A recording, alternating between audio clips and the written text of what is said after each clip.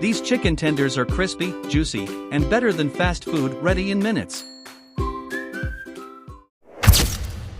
500g chicken breast, sliced into tenders. 1 cup buttermilk. 1 teaspoon garlic powder. 1 teaspoon paprika. Salt and pepper. 1 cup flour. 1 cup crushed cornflakes or breadcrumbs. 1 egg. Oil for frying.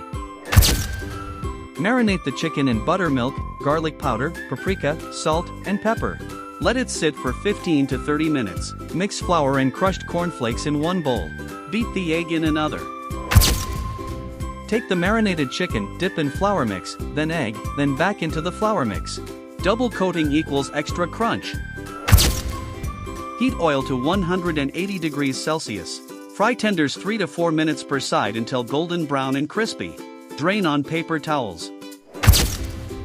Look at that crunch! Serve with your favorite dip or on a sandwich. Crispy, juicy, perfect every time. Like and subscribe for more quick, tasty recipes. See you next time.